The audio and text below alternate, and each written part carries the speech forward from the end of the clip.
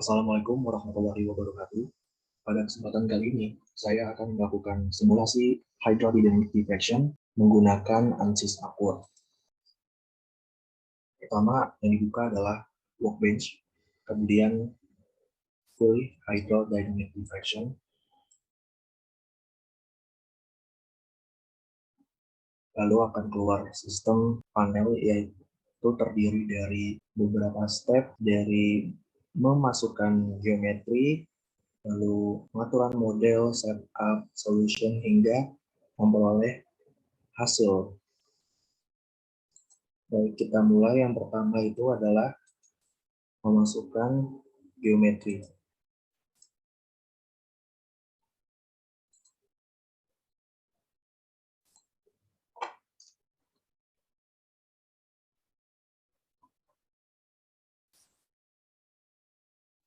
Lalu geometri yang sudah kita masukkan diedit dengan space claim.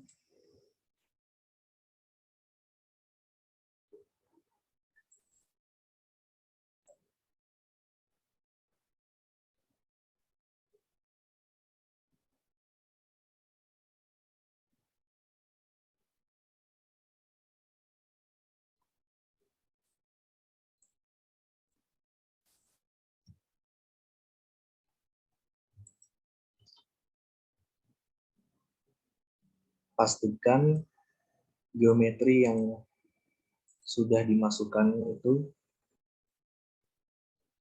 dan sudah ditampilkan pada space claim ini berupa surface.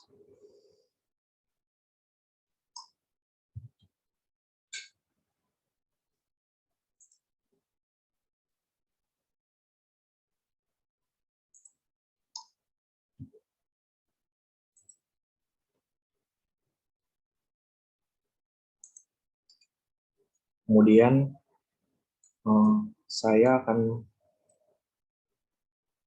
mengatur konfigurasi model kapal ini menjadi model kapal katamaran, sehingga saya harus membuat model lambung ini menjadi dua.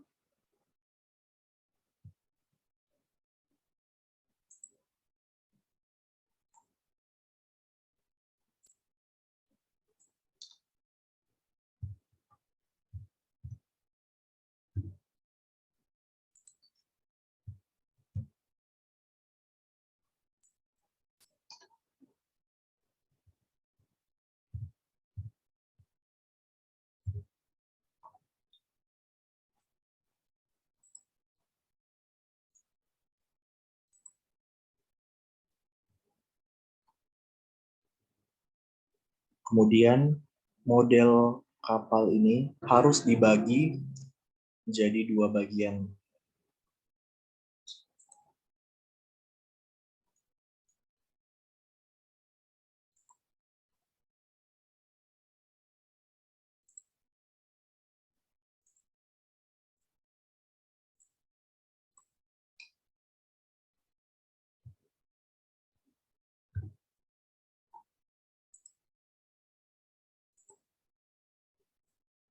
Yaitu bagian lambung atas dan bagian lambung bawah, tepatnya berada di garis syarat air ini. Tujuannya adalah agar bagian permukaan ini, pada bagian bawah terutama, itu dapat dilakukan analisis pada software ANSYS Aqua, yaitu simulasi hydrodynamic diffraction.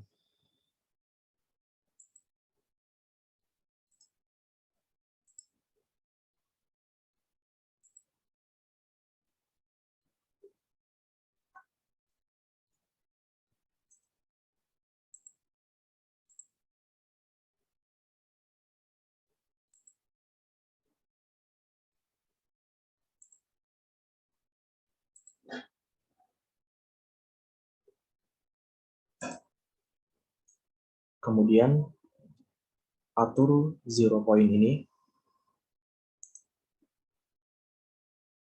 agar berada pada saraf air kapal dan titik berat kapal.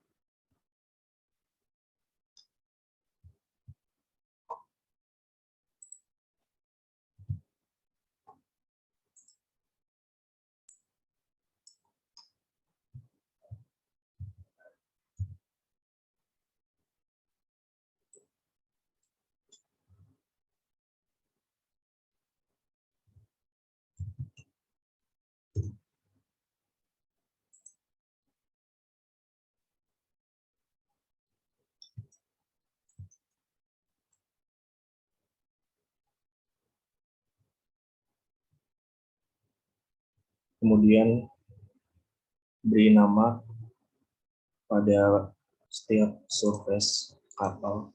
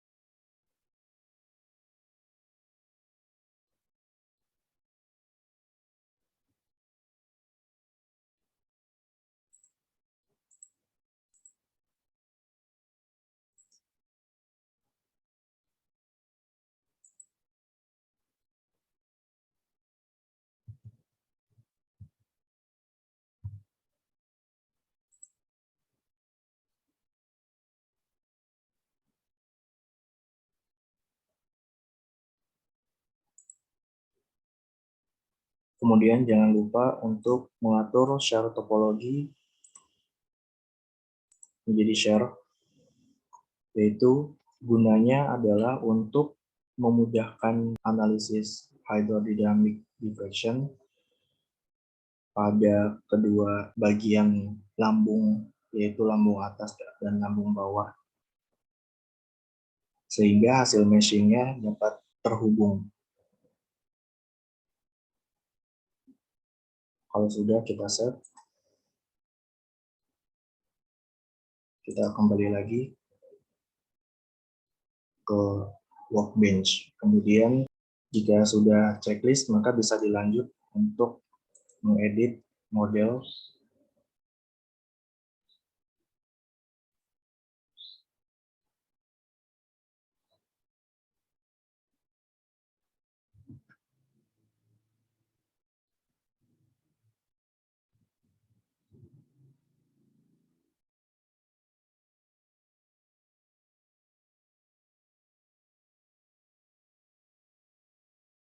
Setelah muncul geometri model kapal, kemudian kita lihat di sini bagian outline.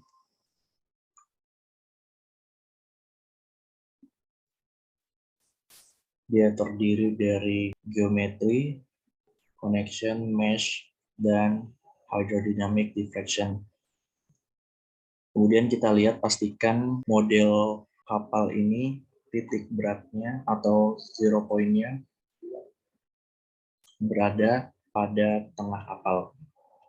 Kemudian pada geometri diatur kedalaman airnya.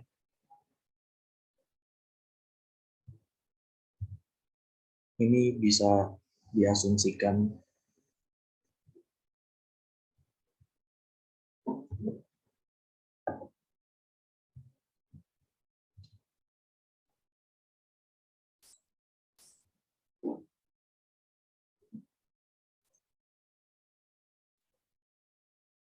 lalu tambahkan point mesh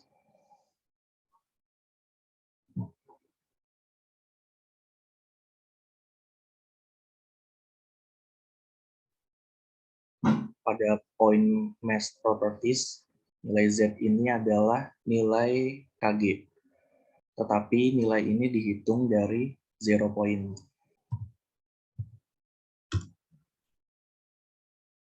Selanjutnya dimasukkan juga nilai inertia properties.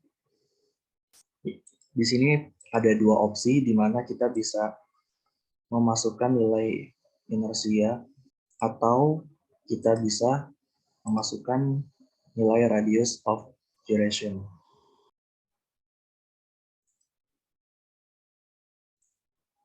Lalu kita masukkan nilai radius of gyration berdasarkan bentuk dari model kapal yang digunakan.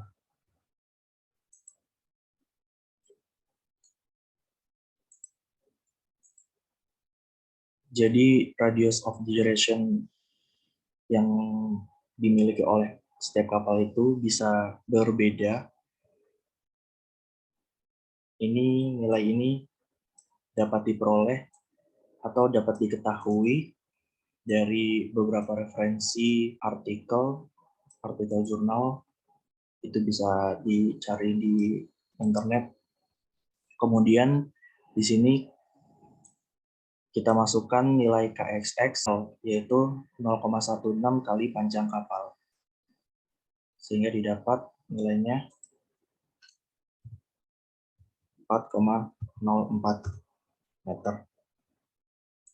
Kemudian untuk KYY itu nilainya 0,26 L atau 0,26 kali panjang kapal,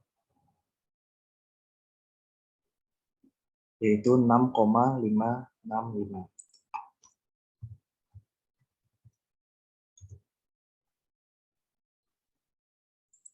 Dan nilai KZZ yaitu 0,3 L atau 0,3 kali panjang kapal, yaitu sebesar 7,575.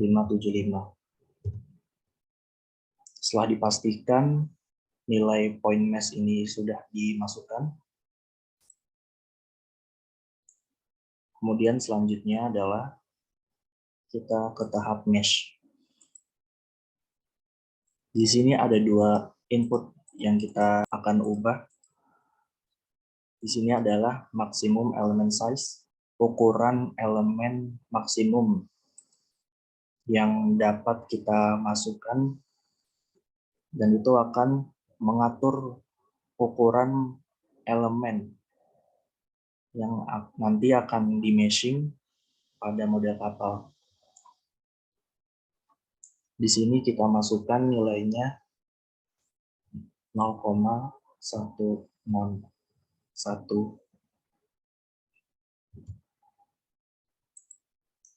Nah, yang kedua adalah nilai dividoring tolerance.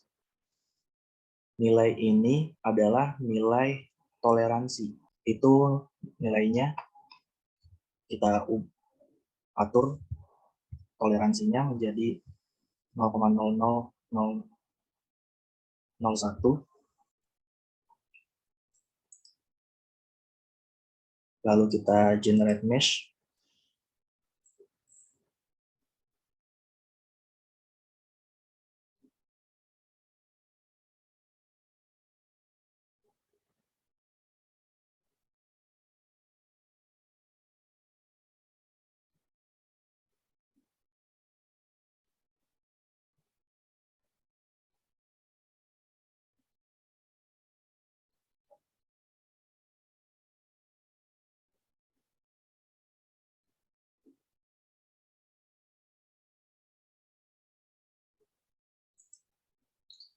Setelah itu, meshing sudah diatur pada model kapal, sehingga langkah selanjutnya kita bisa lakukan yaitu pada hydrodynamic deflection analysis settings. Di sini ada beberapa input yang kita ubah. Yang pertama ini acknowledge modeling rule violation. Kita ubah menjadi yes. QTV calculate full QTV matrix kita ubah jadi no.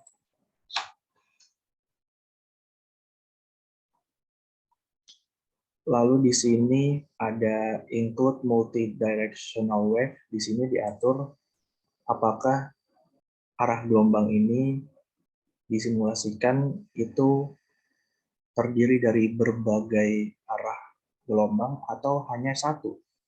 Nah, pada simulasi ini saya atur menjadi satu arah gelombang.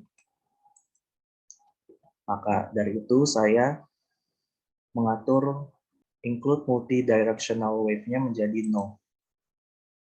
Tapi jika diatur adalah berbagai arah, misalnya ada 4 arah, maka yang diatur di sini adalah yes.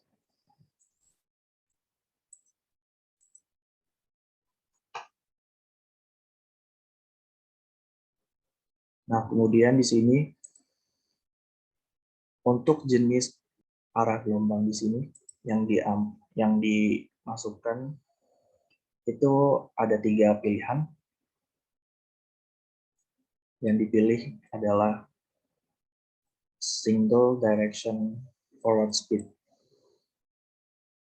Karena yang saya akan simulasikan adalah dengan kecepatan, yaitu kecepatan kapal dalam satuan meter per second.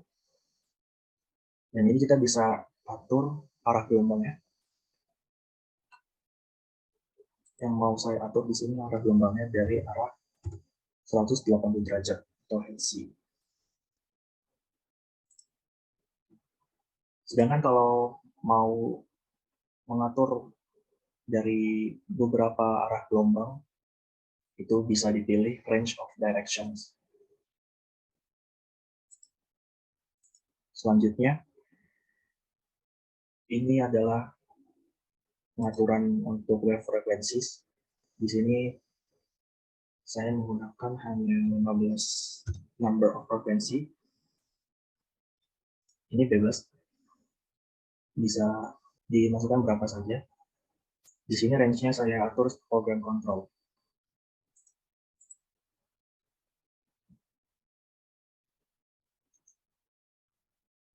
Kemudian kita solve.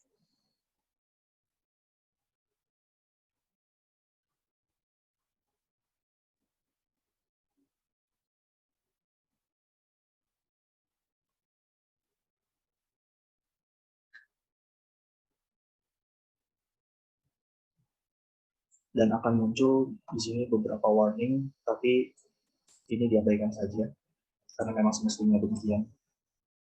Dan di sini sedang dilakukan solving. dari frekuensi pertama sampai frekuensi ke-15.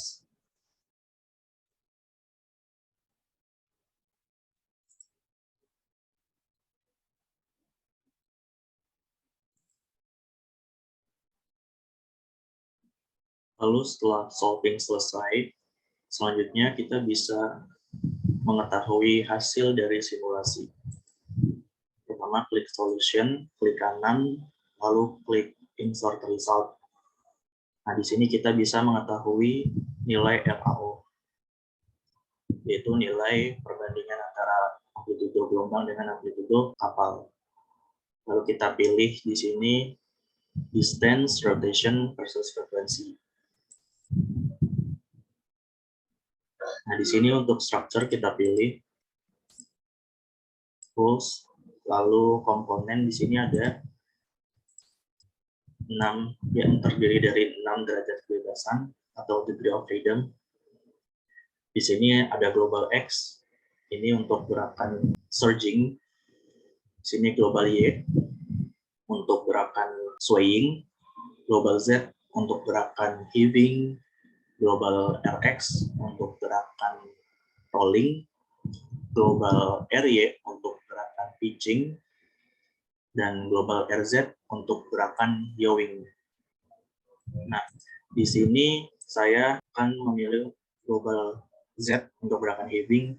Nah, di sini ada line A dan line B, jadi kita bisa menambahkan gerakan lain. Tadi kan sudah global Z, nah sekarang saya mau menambahkan gerakan lain yaitu global Y. Nah, ini lalu saya tambahkan lagi di sini global X. Nah, ada 3 derajat kebebasan, yaitu ada global Z, global Y, dan global X. Kemudian kita bisa tambahkan lagi, kita tambahkan RAO seperti yang sebelumnya.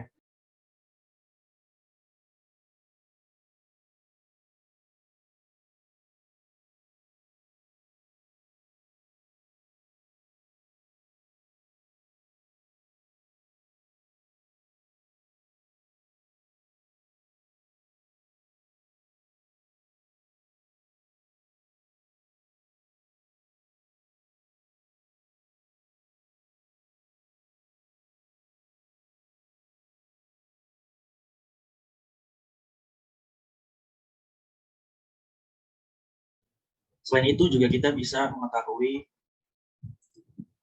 sudut fase dari gerakan yang kita inginkan.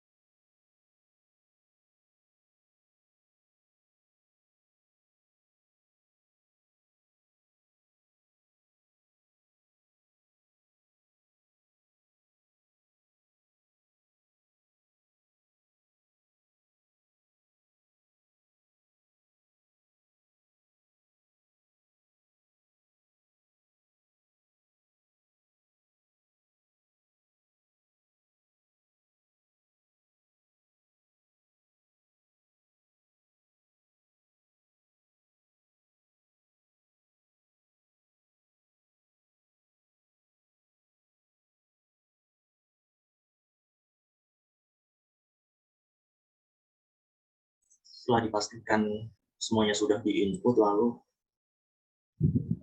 klik evaluate all results.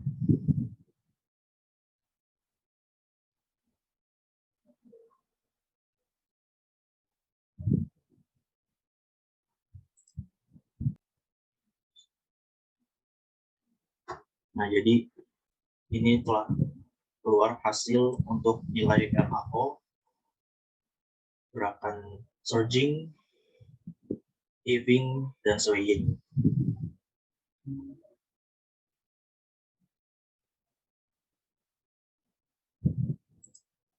Ini untuk gerakan rolling, pitching, dan yawing.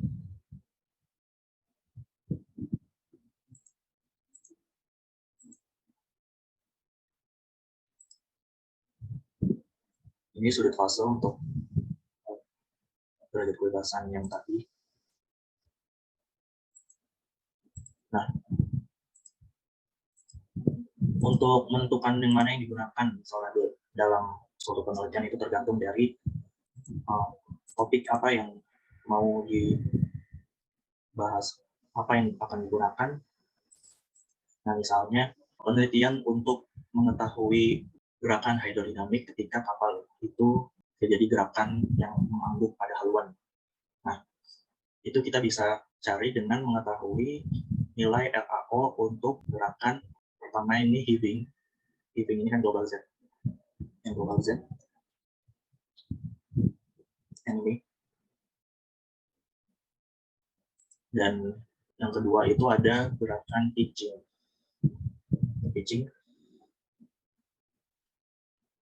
Nah, nilai RAO ini bisa digunakan sebagai dasar dari perhitungan. Misalnya untuk mengetahui gerakan pada haluan kapal, nah itu bisa kita ketahui dari nilai RAO ini. Dengan dibantu juga ini dengan mengetahui sudut fase, itu salah satu contohnya saja. Baik, itu saja yang dapat saya paparkan mengenai tutorial simulasi hydrodynamic deflection. Kurang lebihnya mohon maaf. Assalamualaikum warahmatullahi wabarakatuh.